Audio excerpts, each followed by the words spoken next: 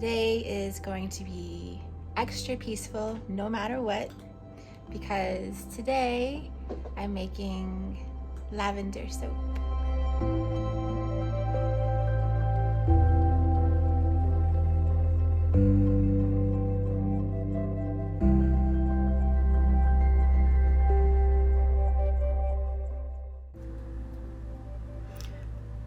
Okay, hey y'all. So we are working on a lavender soap today, and I've just poured my lye in with my oils and starting the blending process.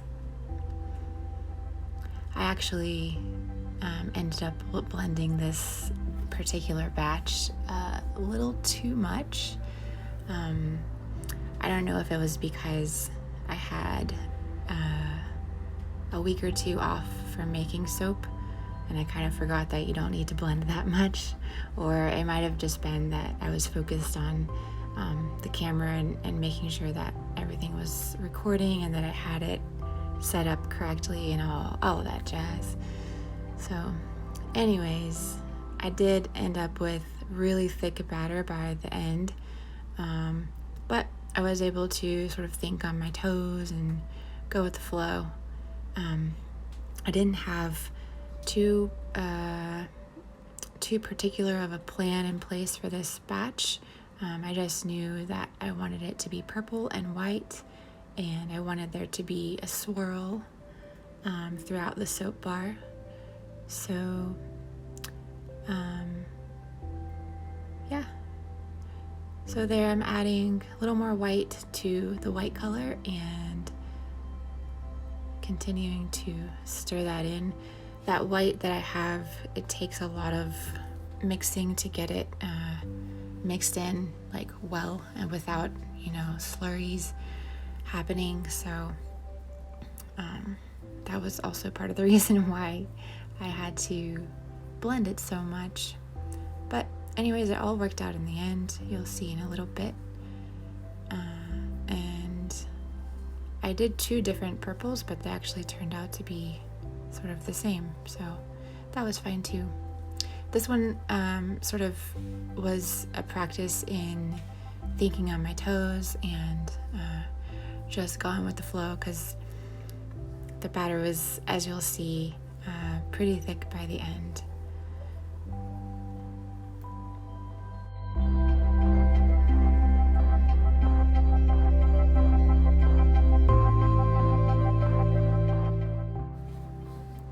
So here I am adding my fragrance oil after everything's all mixed in well, and then I'm gonna mix that in too.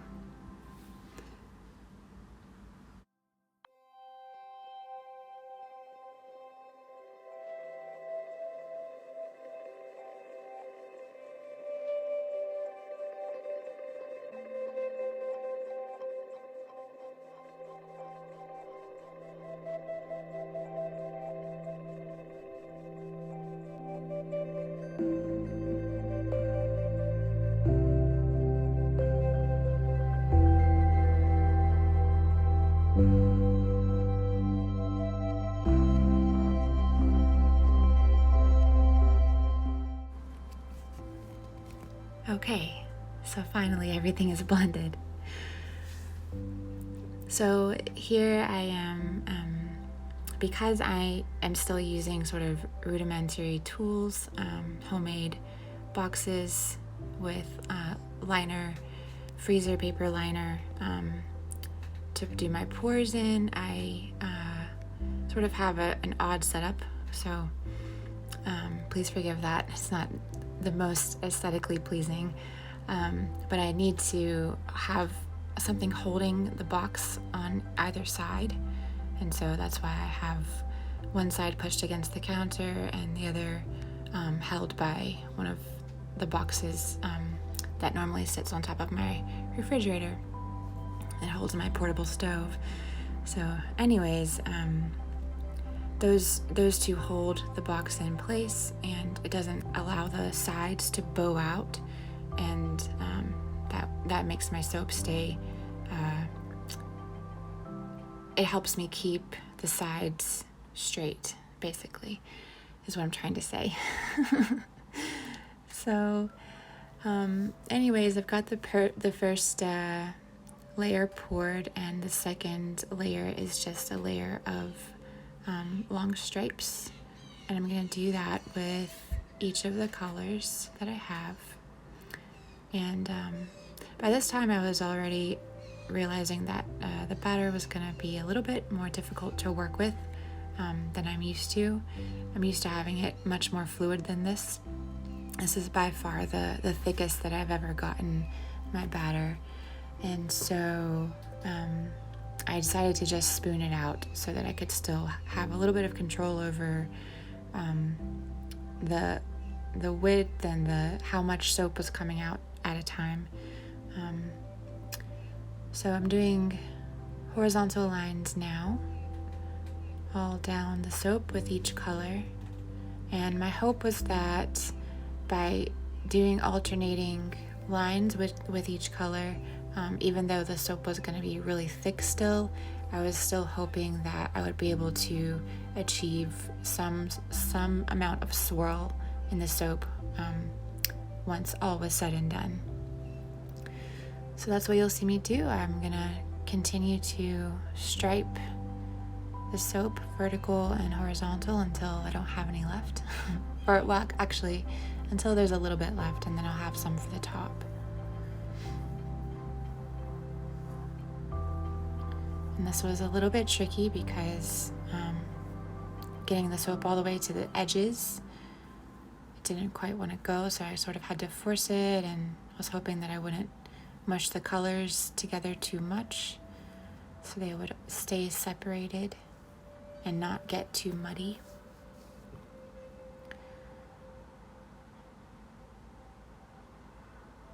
But throughout this whole process, I was able to stay very peaceful and very calm because of the lavender fragrance oil that I used. It's called Peaceful Lavender, so it's lavender, which is already peaceful, and I guess they added an extra element of peace when they put the bottle together. So it's very calming. It's a beautiful scent, and I'll definitely be ordering more for future batches.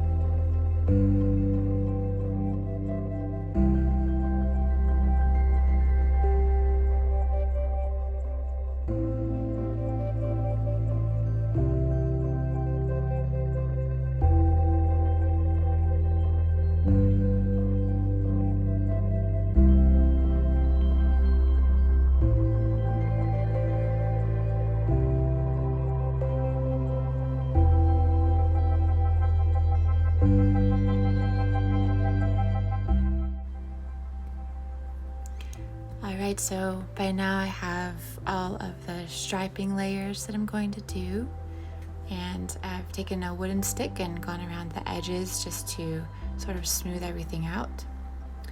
And to try to make swirls, I am using a hanger, and I just take it down all the way close to the bottom of the batter and bring it up and sort of make little loop-de-loos or swirls inside the soap. And it's a little tricky because you can't see what you're doing, but you just sort of move it around. And with this one, I moved it around a lot more than I have in past batches because I knew that the batter was already so thick and it would be pretty difficult to move it, because by this point it was almost already starting to just set up and harden up. You can see how thick that batter is right there. So with the hanger, I moved it around a lot more to try to create some type of swirl, but not muddy the colors too much. So that's what I did, and then I decided I'd do the rest of the white color, which looks yellow there, but it does end up being sort of creamy white later. I tried to spread that out as best I could over the whole loaf. So I would have one layer of thin white, and then the rest of the purple would go on top for the top layer.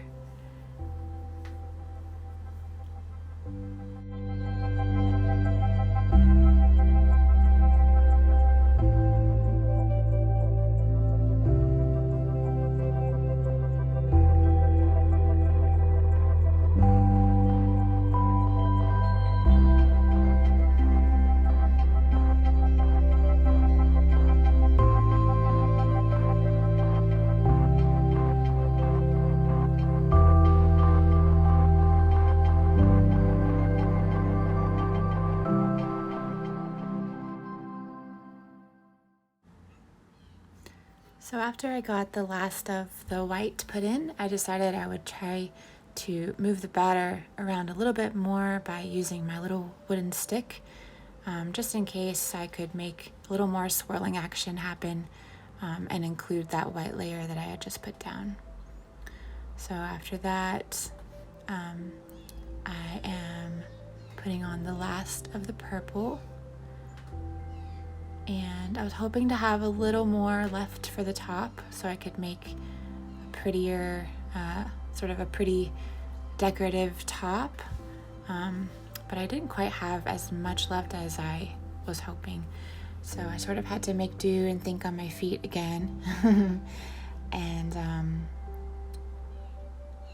so right now I'm just still trying to get all of it out and spread it evenly without muddying too much with the white underneath.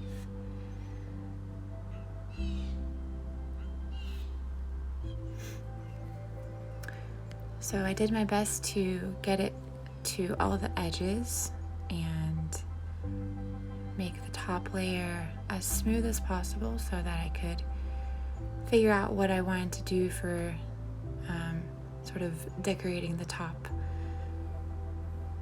And I think I tried to do, oh, that's right. Yeah. I had to bang out. It's good if you are making soap to, once you have everything poured, to sort of bang the box or the container that you're using down. Some people do it like they drop it on the floor. Not drop it, but they sort of let it land heavy on the floor and that's to get out any air bubbles. So, I've gone through with my little wooden stick again, and then I decided to try to do some sort of spooning decoration. And so I haven't really been able to do this to my liking yet on a batch.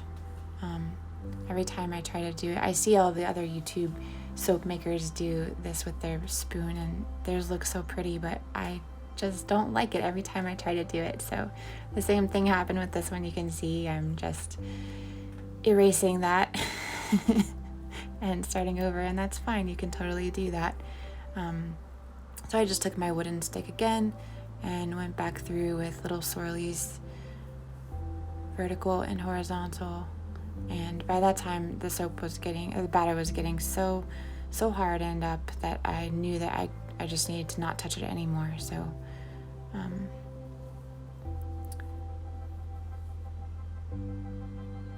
oh, I didn't like that side. So I guess I had to redo one side just a little bit. Sometimes I just can't stop messing with the thing, and that's usually when I screw something up completely. So you have to know when to stop.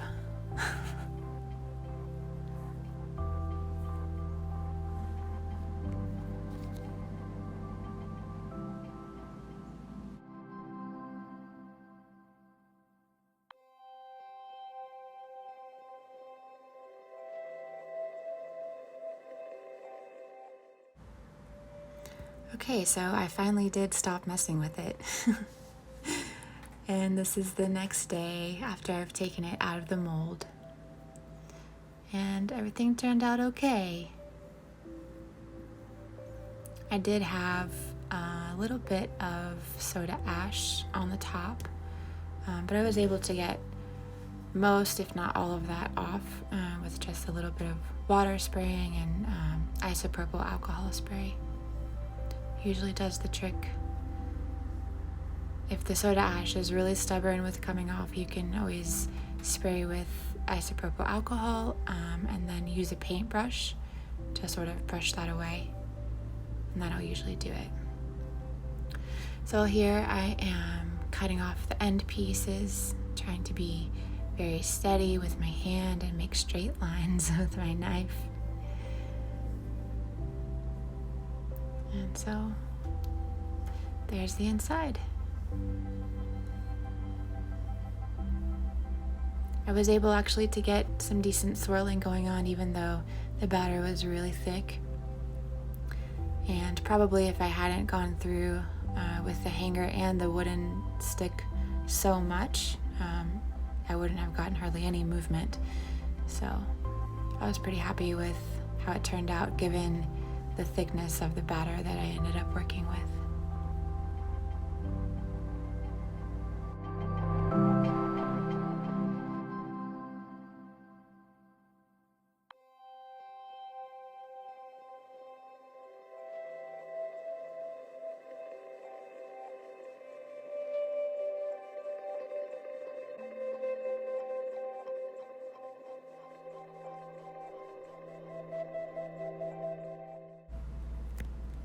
So there we have the end pieces off, and you can see that I did have some air bubbles still in this loaf. Even though I slapped it around and banged it on the stove, I still ended up with air bubbles, and that's, I think, because the batter is, again, so thick. But that's okay. Air bubbles are not the worst thing ever, and they don't cause any harm to the soap, and neither does thick batter. Thick batter is fine as far as the end product of the soap goes. It just makes it more difficult to do a cool design or to have, the control that you want to over the design in the process. So here I am using a little ruler to measure out where I want my cuts to be on the loaf, and then I'm gonna chop her up.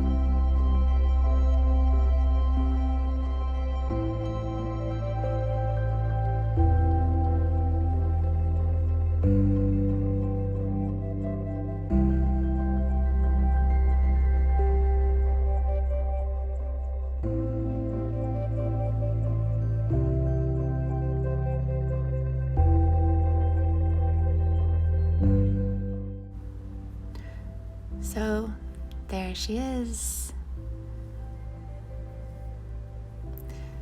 The soap is called Lavender Trails, and the scent is just amazing. It's probably one of my favorites so far that I've made. So if you have any questions, let me know, and she'll be up in the shop really soon. Thank you guys for watching, and I'll talk to y'all real soon. Take care.